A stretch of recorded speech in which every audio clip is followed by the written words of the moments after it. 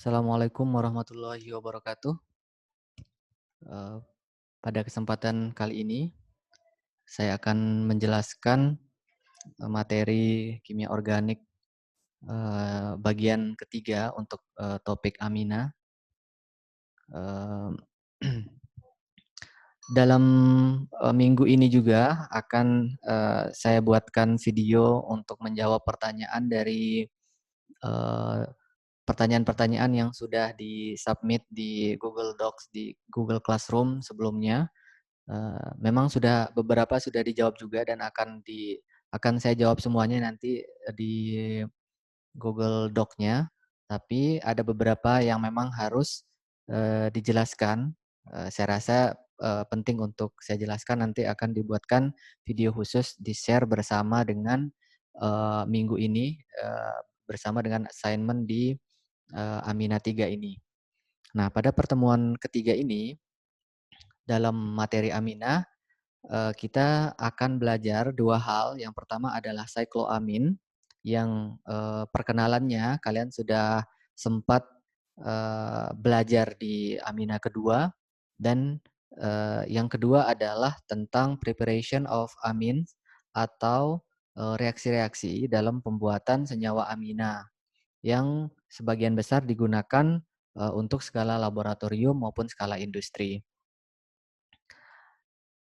Oke, nah sebelum kita mulai, sebelumnya kita juga sudah, membahas, di Amina 1 tentang definisi, kemudian tata nama dan klasifikasi dari senyawa amina, kemudian di Amina kedua yang videonya cukup panjang, saya rasa memang, perlu sepanjang itu karena butuh, penjelasan yang lebih banyak ketika membahas tentang sifat-sifat fisika maupun sifat, kimia dari suatu senyawa organik.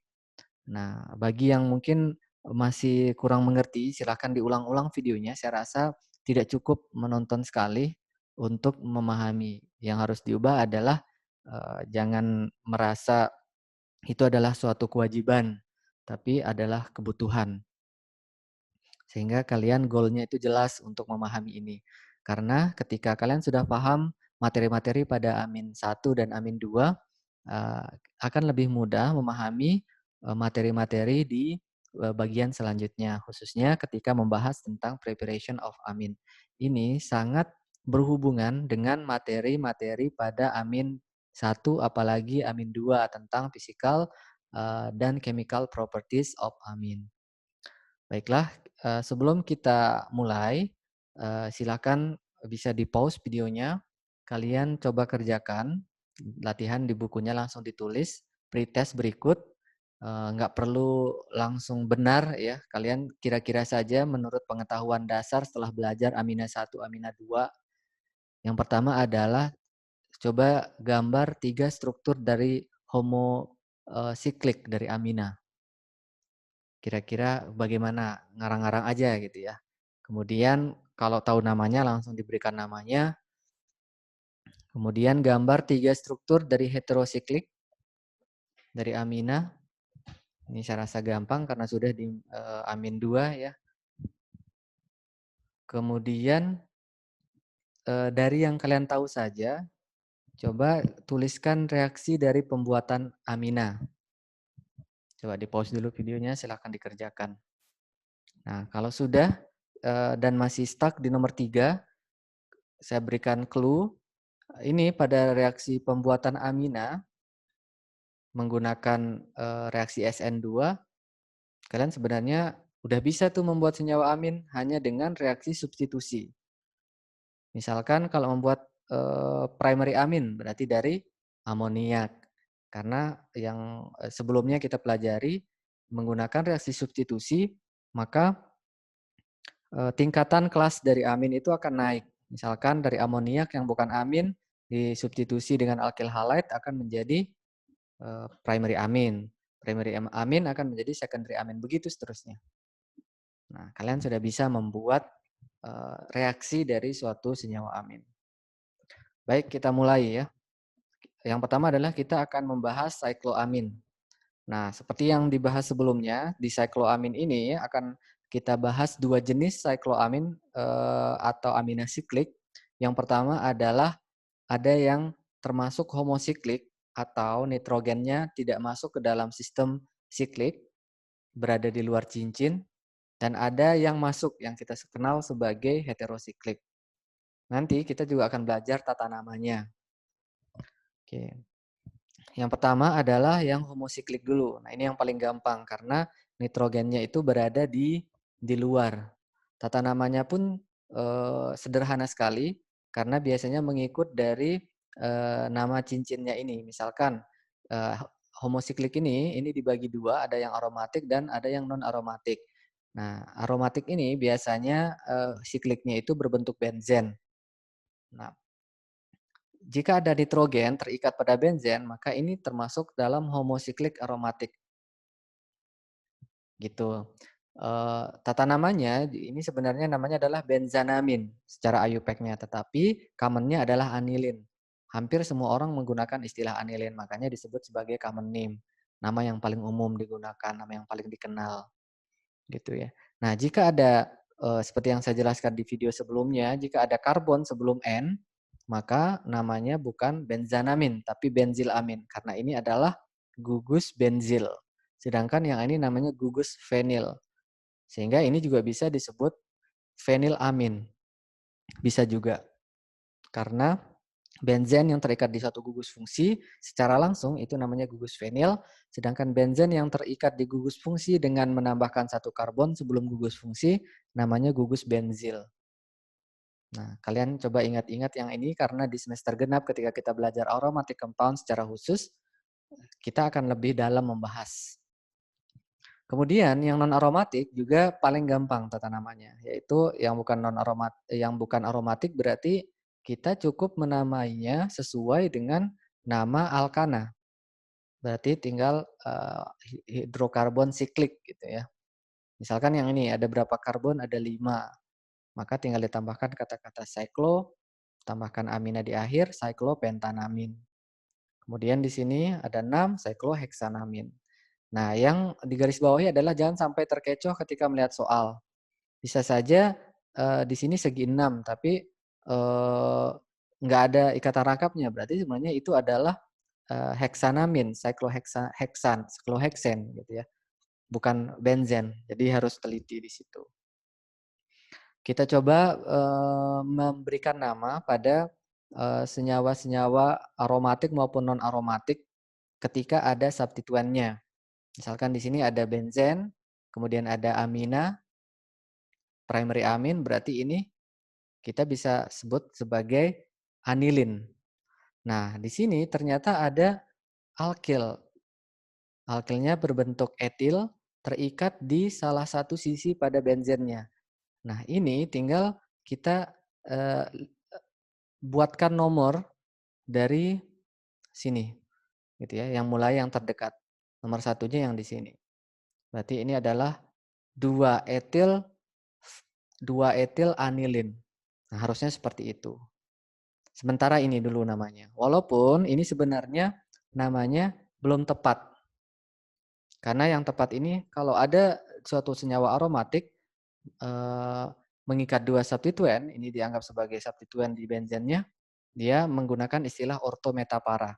Tapi kita abaikan dulu, sekarang sesuai pemahaman dasar dulu. Berarti penomorannya mulai dari sini. Nah, bagaimana jika etilnya berada di atas? Nah, jangan terkecoh memberikan nomor 1, 2 mengikuti yang ini. Tapi karena benzen itu simetris, berarti ini sebenarnya langsung dari sini 1, 2 ke atas perputaran penomorannya. Berarti ini adalah senyawa yang sama sebenarnya. Nah, bagaimana dengan secondary amin pada aromatik amin gitu ya? Ya sama saja ini adalah anilin karena di sini ada alkil, alkilnya berbentuk isopropil, berarti ini adalah secondary amin karena dia terikat di N berarti menggunakan istilah N-isopropil anilin. Gitu. Nah, bagaimana ada yang terikat di sini dan ada yang terikat di sini juga? Ya, ini kelihatannya rumit tapi sebenarnya gampang aja. Bisa di lingkari dulu, misalkan parentnya, ini parentnya, ini adalah anilin, kemudian ada substituen metil, kemudian ada substituen isopropil. Berarti ada 2 metil dan 1 isopropil. Nah, yang perlu diingat ini dulu ditulis anilin. Kemudian mana yang duluan disebut metil atau isopropil? Berarti isopropil dulu, berarti N-isopropil. Nah, kemudian ada metil, berarti karena metilnya 2, berarti dimetil. Di mana metilnya? Di N dan di karbon nomor 2. Kita ikuti ini dulu. Berarti nomor disebut duluan. 2, N dimetil. Sehingga namanya akan menjadi N-isopropil 2, N-dimetil anilin. Ya, cukup sederhana. Nah, bagaimana dengan yang terakhir? Nah, ini jangan terkecoh. Ini bukan aromatik, bukan benzen, ini adalah cyclohexane. Berarti penomorannya dari mana? Dari yang terdekat dengan gugus fungsi atau di mana gugus fungsi terikat. Kemudian ke bawah nomor 2, 3, 4, 5 di sini. Berarti ada 2 metil, 2,5 dimetil cyclohexanamin. Sangat gampang. Oke, selanjutnya kita akan masuk ke heterosiklik. Nah, heterosiklik ini dibagi dua juga. Ada yang bersifat aromatik, ada yang bersifat non-aromatik. Kalau kalian bingung apa ciri-cirinya, ya lihat aja. Biasanya nggak akan terlalu rumit nanti soal-soalnya untuk membedakan mana yang aromatik dan non-aromatik. Karena untuk menentukan suatu senyawa organik itu apakah aromatik atau bukan senyawa aromatik, itu sebenarnya ada pembahasan khusus di aromatic compound nanti selain benzen. Makanya di sini biasanya saya masih menggunakan contoh-contoh yang gampang dilihat. Nah, yang aromatik ciri khasnya adalah seperti ini. Misalkan ini ada pyrroline, kemudian ada pyridin, kemudian ada pyrimidin. Nah, diingat-ingat. Kemudian kalau yang non aromatik, ya sama ciri khasnya kayak yang tadi. Ini pyrrolidin dan ini piperidin. Nah, cukup diingat yang 5 ini aja dulu. Untuk bekal ujian nanti, ujian semester. Nah, kita coba berikan nama.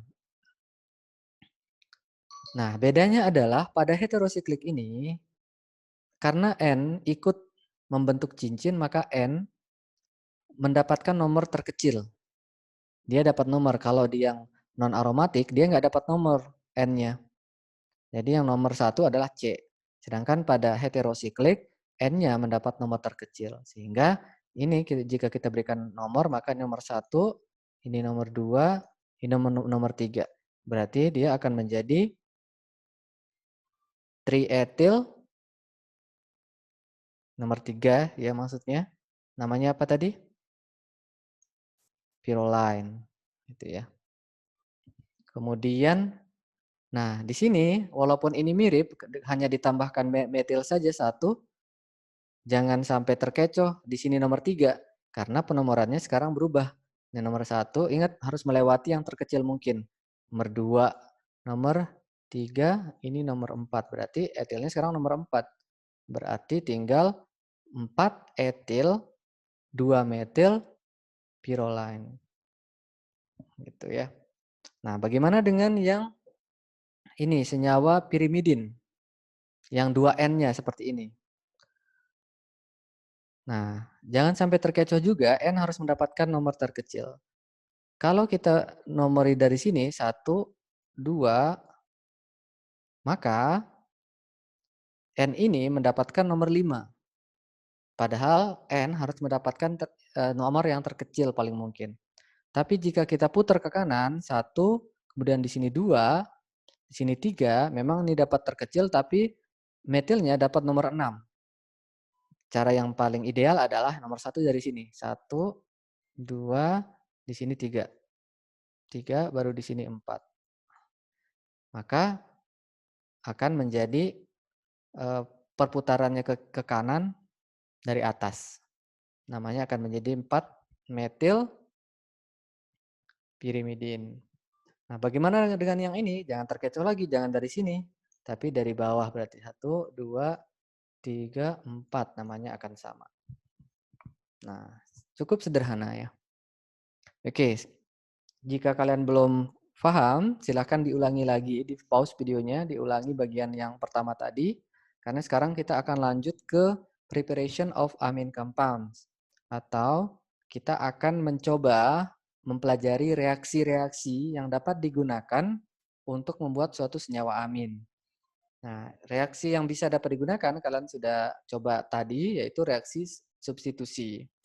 Bisa, tapi ada beberapa reaksi yang lain yang dapat dipakai nanti sesuai kebutuhan, sesuai dengan final produk yang diinginkan dengan starting material yang disiapkan. Jadi kita yang memilih nanti. Misalkan ketika untuk membuat suatu senyawa tertentu, kita bisa pakai apa gitu reaksinya. Nah, ada 3 reaksi yang akan kita bahas. Yang pertama adalah reaksi substitusi, kemudian reaksi reduksi, dan yang terakhir adalah reaksi amide rearrangement atau penataan ulang amida. Nah, ini kita nanti saya juga akan jelaskan tentang suatu reaksi khusus yang dikenal sebagai Phthalate-Gabriel reaction. Ini berhubungan dengan reaksi substitusi. Oke, kita mulai. Yang pertama adalah nucleophilic substitution atau SN2 reaksinya ya, karena menggunakan nucleophilic substitution kedua.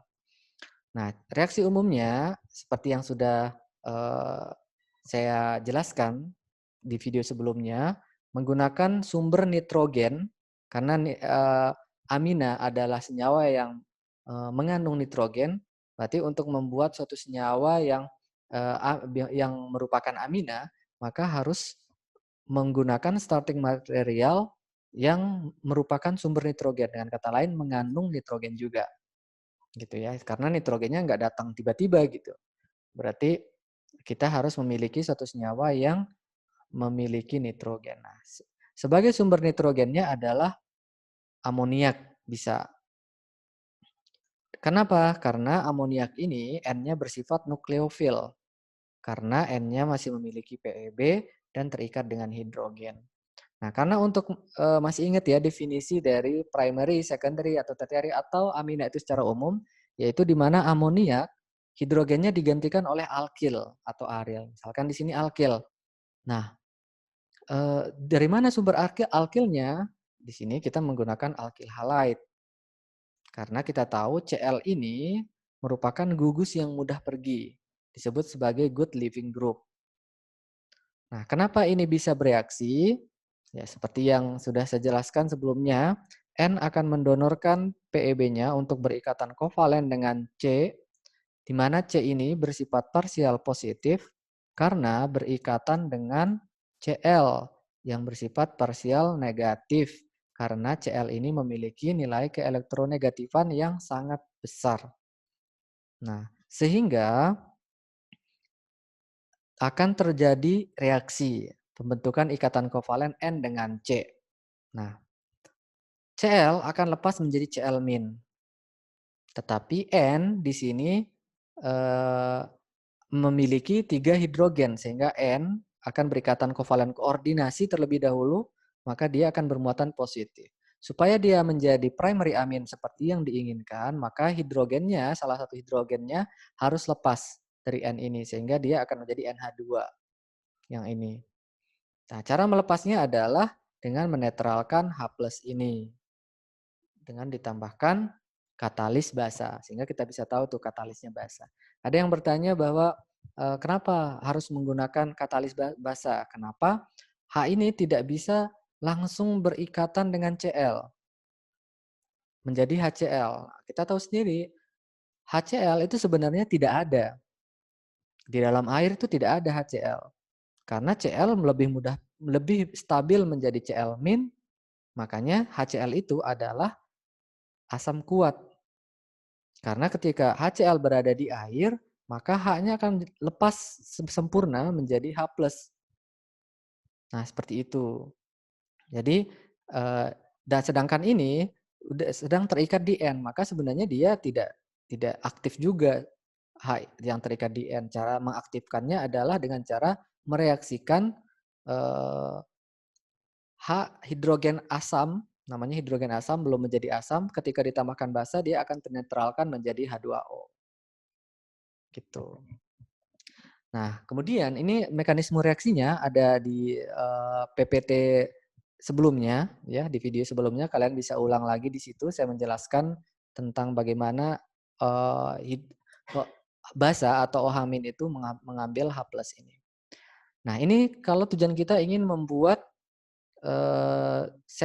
primary amin. Lalu bagaimana jika kita ingin membuat secondary amin? Maka tinggal ini aja diganti, ininya tetap sebagai sumber alkilnya, kita tinggal ganti sumber nitrogennya menggunakan primary amin seperti ini. Gitu. Maka dia akan menjadi dimetilamin. Bagaimana kalau ingin membuat eh, trimetilamin misalkan, tertiary amin, maka kita ganti sumber N-nya menjadi secondary amin, dimetilamin. Tetap menggunakan alkil halida. Sampai bagaimana kalau kita ingin membuat quaternary ammonium ion? Tinggal diganti sumber N-nya menjadi trimetilamin ini, tertiary amin akan menjadi ini amonium quaterner. Gitu ya cara membuat amina. Jadi tergantung kebutuhan kita. Tergantung kebutuhan jika kita ingin membuat ini apa namanya? Tertiary amin, maka menggunakan secondary amin. Tergantung yang dibutuhkan yang apa. Jadi urutannya seperti ini. NH3 kalau direaksikan dengan alkil halida akan menjadi primary amin. Primary amin direaksikan dengan alkil halida akan menjadi secondary amin. Secondary amin direaksikan dengan alkil halida akan menjadi tertiary amin. Tertiary amin direaksikan dengan alkil halida akan menjadi amonium quaterner. Nah, kurang lebih seperti itu. Oke. Sebelum kita masuk ke Ptolemaic-Gabriel reaction, saya berikan sedikit latihan ya, kita latihan bareng-bareng. Bagaimana misalkan saya ingin membuat suatu reaksi seperti ini, suatu senyawa seperti ini ya, NH2.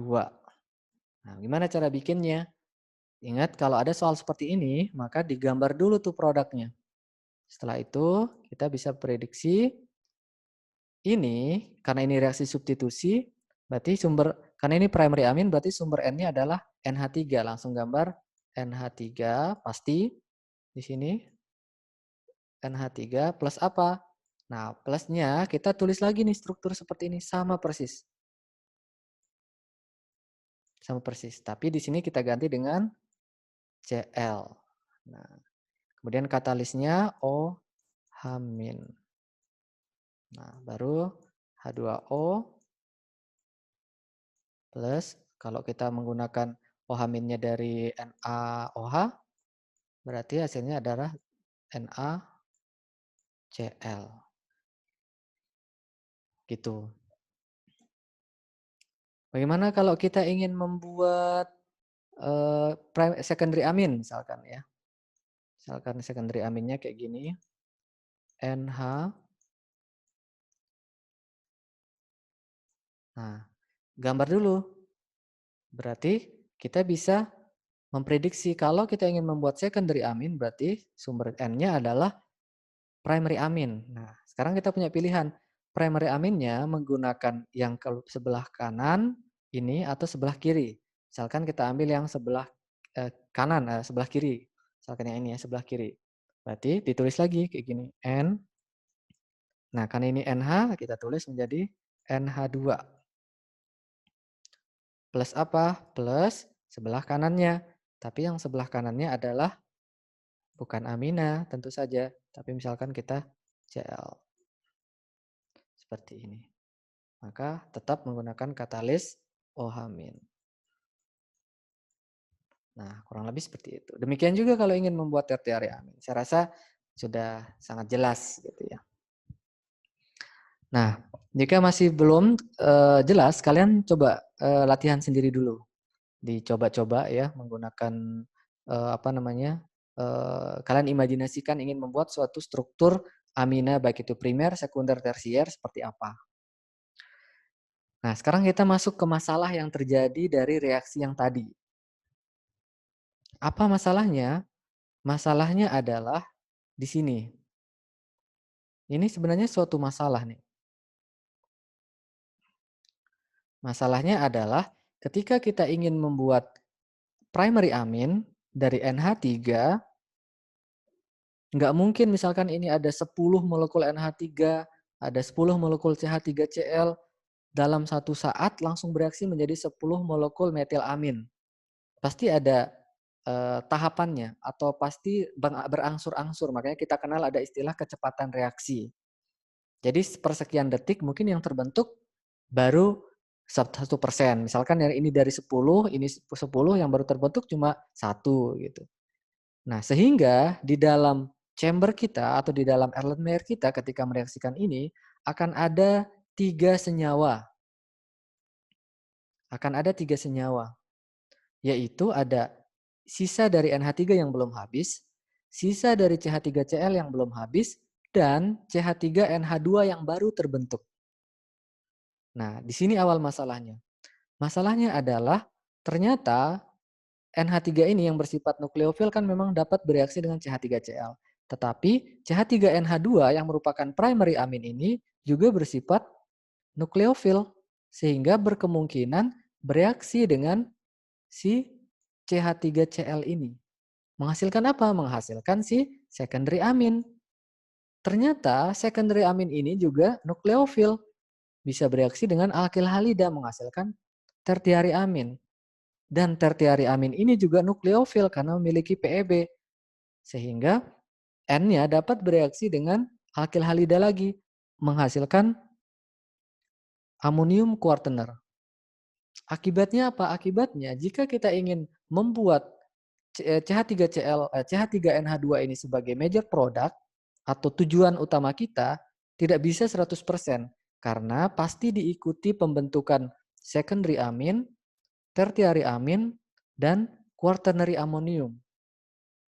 Jadi ini nggak bisa nih kita bikin 100%. Nah, sehingga yang maksimal yang dapat terjadi, yang dapat terbentuk adalah cuma 45% saja. Sisanya 55% itu campuran dari secondary amin, tertiary amin, dan quaternary ammonium. Dan ini sangat tidak efektif kalau digunakan di industri karena rugi berarti industrinya. Sebagian besar menghasilkan sampah tadi. Selain itu juga ini susah untuk dipisahkan antara primary amin, secondary amin. Mungkin kita bisa identifikasi menggunakan Hinsberg reaction seperti yang kita pelajari sebelumnya, mana yang primer, sekunder, tersier gitu ya. Tetapi itu akan menjadi pekerjaan yang baru gitu. Jadi ini untuk skala industri itu hampir tidak pernah digunakan cara yang tadi. Sehingga seorang ilmuwan namanya Gabriel ini mengusulkan satu reaksi, yaitu dia mengganti NH3 ini dengan suatu sumber nitrogen yang tidak dapat menghasilkan secondary amin lagi. Gitu. Sehingga dia menggunakan kalium phtalimid. Nah, ini dicoba gambar di bukunya struktur dari kalium phtalimid. Makanya reaksi ini disebut sebagai phtalimid-Gabriel reaction. Nah, kenapa ini bisa menggantikan NH3? Karena begini, kalau ini digunakan NH3, maka sebelum NH3 habis, ini sudah terbentuk dan ini dapat bereaksi dengan alkyl halida. Nah, root masalahnya kan di situ, root problemnya. Nah, sebenarnya pola pikirnya si Gabriel tadi adalah kenapa bisa ini terbentuk? Apakah bisa NH3 dihabiskan dulu dengan CH3Cl sampai habis? Gitu ya. Sehingga ini belum bisa terbentuk. Maka ketika ini habis, ya dia tidak akan bisa lagi membentuk secondary amin. Logikanya seperti itu. Dia menggunakan cara pertama. Caranya adalah dia tambahkan berlebih NH3-nya. Sehingga CH3Cl-nya terbatas. Nah, akibatnya apa? Akibatnya adalah dia menggunakan kemungkinan gitu ya. kemungkinan bereaksi dari NH3 dengan CH3Cl itu lebih besar karena NH3 ini berlebih dibandingkan produknya sendiri. Sampai CH3Cl-nya habis dan primary aminnya terbentuk banyak. Tapi menurut kalian kira-kira masih bisa nggak si primary amin ini bereaksi? Masih bisa ya, walaupun kemungkinannya lebih kecil daripada NH3. Dan kalau itu digunakan, maka hasilnya hanya 45% ini. Ini kalau NH3 berlebih ya, 45%. Bagaimana kalau NH3-nya nggak berlebih? Kalau NH3-nya nggak berlebih, nggak ekses gitu, ya lebih sedikit lagi. Gitu ya. Saya tadi belum menjelaskan kalau NH3-nya kurang gitu, lebih kurang dari ini. Ini kalau NH3-nya berlebih hanya 45%. Dan ini juga nggak efektif di industri. Kemudian dia naikkan pola pikirnya. Ini kita coba menyelami cara berpikirnya dia gitu, si Gabriel ini. Siapa sih yang membuat ini CH3 NH2 ini terbentuk? Tentu saja NH3, tapi ada nggak intermediate reaction-nya atau zat antaranya? Gitu ya. Ternyata ada. Saya coba gambar di sini. NH3 ketika bereaksi dengan CH3Cl, masih ingat ya, hasil pertamanya adalah CH3NH3+. Nah, ini bukan senyawa amin. Ini adalah zat antara. Gitu. Nah, lalu apakah ini bisa bereaksi dengan CH3Cl? Tidak, karena N-nya bukan nukleofil, N-nya kehilangan PEB. Jadi clear ya, ini tidak bisa bereaksi. Yang bisa bereaksi adalah kalau reaksinya ini dilanjutkan setelah ditambahkan OH- atau basa. Basa akan mengambil H1, akan menghasilkan CH3NH2. Nah, logikanya seperti ini. Kemudian dia masuk bagaimana, ini kita pikirkan bareng-bareng, bagaimana kalau ini jangan ditambahkan dulu, reaksi di stop sampai sini dulu. Kita stop reaksinya di sini, kita habiskan dulu si CH3Cl-nya. Mungkin nggak kira-kira? Nah, secara logika ini mungkin. Secara logika mungkin.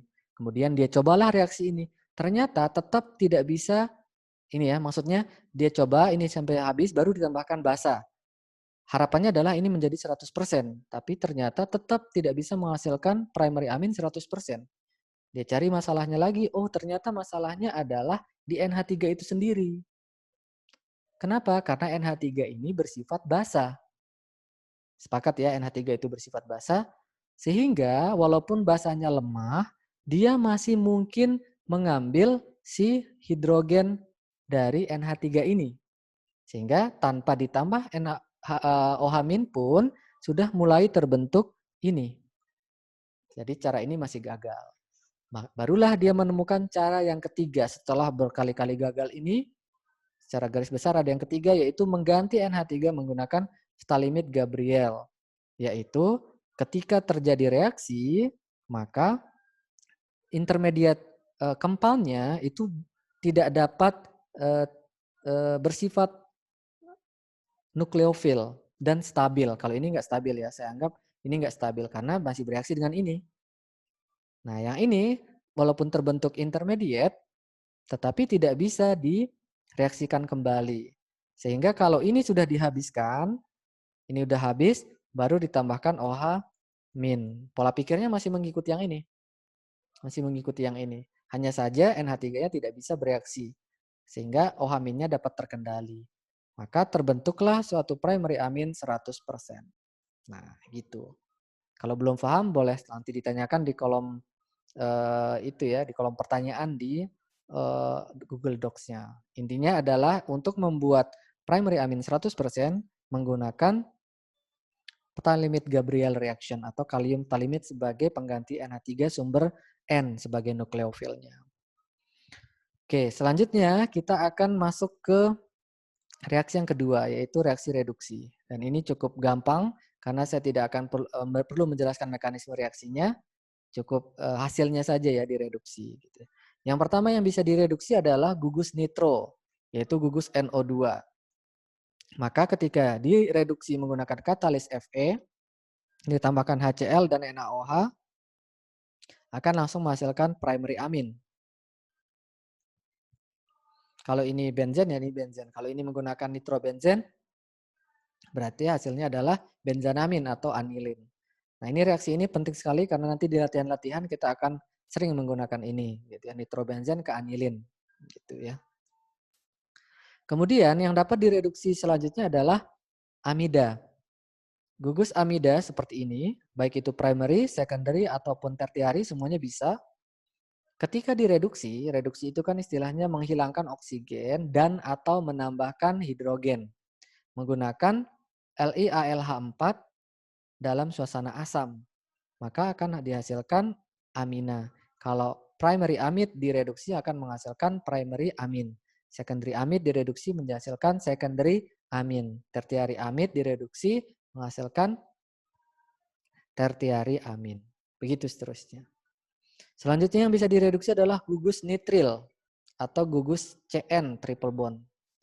Ini menggunakan reduktor yang sama dengan yang amida tadi menggunakan LiAlH4 dalam suasana asam kan menghasilkan primary amin. Jadi hidrogennya dimasuk nih 2 di sini, 2 di sini. Sama dengan yang ini ya. Menggunakan LiAlH4 itu mekanismenya di sini masuk karbon hidrogen 2 gitu ya. Kemudian oksigennya dinetralkan menjadi H2O kayak gitu. Jadi ya sama aja 4 yang terlibat hidrogennya makanya menggunakan LiAlH4. Kemudian yang bisa direduksi selanjutnya adalah aldehid dan keton. Kenapa digabung? Ya karena aldehid dan keton itu sebenarnya sama, gugus fungsi yang sama. Bedanya adalah kalau aldehid ya hidrogen yang mengikat di karbonilnya, kalau keton ya alkil gitu. Misalkan di sini CH3. Nah, ini karena kita tahu sindikau ini udah ada nih sumber N-nya. Yang ini ada sumber N, ini ada sumber N. Nitro, amida, nitril atau ada sumber N-nya. Sedangkan aldehid dan keton itu tidak ada sumber N. Maka kita perlu sumber N. Sumber N yang paling umum digunakan adalah NH3. Nah, caranya adalah NH3 ini dengan adanya katalis PT atau Ni, nanti kalau kalian jawab soal salah satu aja, dia akan masuk ke dalam karbonil menggantikan O. Kemudian ikatan rangkapnya akan diputuskan dengan hidrogen. Gitu. Nah, sehingga reaksi reduksi ini disebut sebagai hidrogenasi katalitik. Dan ini menggunakan suhu 60 derajat Celcius dan 90 atmosfer, berarti tekanan tinggi. Gitu. Nah, pertanyaannya adalah kenapa buat apa tekanan tinggi? Sebenarnya tekanan tinggi ini adalah untuk menaikkan kecepatan reaksi sama dengan suhu. Tapi kenapa kita gunakan keduanya? Dulu di angkatan sebelumnya banyak yang bertanya seperti ini. Karena lebih susah mengatur atmosfer atau tekanan dibandingkan mengatur suhu. Kalau suhu kan tinggal dipanasin. Kenapa atmosfernya satu saja atau tekanannya normal, suhunya aja dinaikin? Bisa nggak kira-kira? Secara logika bisa. Tapi di dalam prakteknya ini tidak bisa. Kenapa? Karena kita menggunakan NH3 yang bersifat gas. Berarti sistemnya harus tertutup karena terbuka ya NH3 menguap, H2 juga menguap karena 2 yang gas di sini. Nah, karena tertutup, maka gimana cara memasukkan suatu senyawa pada sistem tertutup adalah dengan menaikkan tekanannya. Artinya ini ditiupkan secara paksa H2 dan NH3 ini. Sehingga dia akan bercampur di dalam tabungnya. Kalau dibuka ya ini akan menguap pergi. Gitu. Logikanya seperti itu ya. Nah, dan yang terakhir adalah amide rearrangement atau penataan ulang amida. Nah, ini harus menggunakan primary amida, primary amide. Tidak bisa sekunder atau tersier, tidak bisa. Kenapa? Ya, ini sebenarnya ada mekanisme reaksinya. Nanti akan ditugaskan, kalian silakan cari di buku atau di kalau nggak di Fessenden ya, bagaimana mekanisme reaksi dari amide rearrangement ini. Kalau yang nggak mau tahu juga sebenarnya tidak apa-apa karena di soal juga hanya seperti ini saja gitu ya. Tapi buat yang penasaran kok bisa gitu. Bagus berarti ya nanti akan diberikan poin plus nanti. Nah, ini menggunakan bukan oksidasi, bukan reduksi, tapi menggunakan Br2 sebagai pengambil pengambil karbonilnya nanti. Kemudian OH- juga. Berarti bahasanya ini bukan sebagai katalis juga, tapi sebagai reaktan ya nanti ya untuk mereaksikan menghilangkan karbonilnya karena logikanya di sini adalah pada amide rearrangement karbonilnya itu hilang menjadi CO32-. Gitu. Ini hilang nih nanti. Nah, mekanismenya gimana? Nah, itu yang harus kalian tahu. Tapi yang lebih penting adalah apa bedanya mereduksi amida dan menata ulang amida. Nah, di kelas 12.1, 12.2, 12.3 kemarin sempat kita bahas, ada yang menjawab adalah jumlah karbon yang di produknya. Kalau ini kita hitung berapa karbonnya? Ada 1, 2, 3, 4. Ketika di rearrangement hanya tersisa 1, 2, 3. Nah, ini penting sekali sebagai salah satu opsi untuk menghasilkan suatu produk yang diinginkan. Misalkan produknya starting materialnya ini, produknya ini. Berarti cara apa? Apakah direduksi atau di rearrangement? Jawabannya adalah rearrangement karena berkurang satu karbon. Tapi kalau soalnya seperti ini, produknya ini butanamin, sedangkan reaktannya adalah butanamida, berarti cukup direduksi menggunakan LiAlH4 dalam suasana asam. Nah, gitu ya. Jadi itu ciri khas dari amide rearrangement seperti ini. Nah, bagi yang kurang paham silakan ditulis di pertanyaannya, nanti saya coba jawab. Nanti akan dibuatkan video juga insya Allah untuk menjawab secara langsung supaya lebih jelas gitu ya daripada saya hanya menjawab menggunakan teks saja. Nah, untuk selanjutnya kita akan belajar nanti ya di video selanjutnya tentang azodize dan diazonium salt.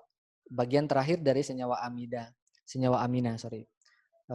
Nanti mungkin sebelum itu juga akan ada salah satu proyek latihan. Kita akan mencoba mendesain suatu metode kerja laboratorium menggunakan pengetahuan dasar tentang sifat fisika dan sifat kimia dari suatu amina plus reaksi-reaksi pembuatan suatu amina. Nanti kita coba gabungkan semuanya menghasilkan suatu metode. Karena sekali lagi kalian belajar kimia organik ini hanya bukan untuk menjawab soal, menerima materi seperti ini, bukan itu. Tapi kalian bisa menggunakannya atau bisa menganalisisnya sehingga dapat diterapkan di kehidupan nyata khususnya kalian sebagai suatu analis kimia.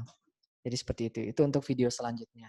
Oke, sebelum kita tutup, simpulan yang dapat kita ambil dari materi ini yang pertama adalah kita sudah belajar sikloamin dibagi menjadi dua, ada yang homosiklik dan ada yang heterosiklik. Homosiklik juga ada yang aromatik dan ada yang non aromatik. Heterosiklik juga ada yang aromatik dan ada yang non aromatik. Bedanya homo dengan hetero adalah kalau homosiklik N-nya berada di luar cincin, kalau heterosiklik N-nya berada di dalam cincin. Kemudian kita juga belajar preparation of amine compounds. Ada 3 reaksi utama. Yang pertama adalah substitusi menggunakan nucleophilic substitution. Walaupun menggunakan NH3 tidak dapat menghasilkan major product 100%, kita bisa ganti NH3-nya menggunakan kalium phthalimide. Kemudian reaksi yang kedua ada reaksi reduksi, yang bisa direduksi ada nitro menggunakan Fe, HCl, dan NaOH menghasilkan amin, misalkan nitrobenzen menjadi anilin. Kemudian yang bisa direduksi selanjutnya ada amida menggunakan LiAlH4 dalam suasana asam. Dan yang ketiga yang bisa direduksi adalah gugus nitril sama menggunakan LiAlH4. Kemudian yang bisa direduksi adalah gugus keton dan aldehid menggunakan reaktan NH3 ditambahkan reduksi hidrogenasi katalitik menghasilkan primary amin. Nah, kalau yang mungkin belum saya mention di sini bedanya mereduksi keton dan aldehid adalah posisinya, bukan secondary, primary. Sama aja ya, semuanya primary hasilnya. Tapi posisinya ada di karbon nomor 1 kalau mereduksi aldehid, di karbon nomor 2 dan seterusnya tergantung di mana letak karbonil kalau mereduksi keton. Dan yang terakhir adalah amide rearrangement tadi yang sudah kita bahas, mengurangi satu karbon. Demikian, semoga bermanfaat. Assalamualaikum warahmatullahi wabarakatuh.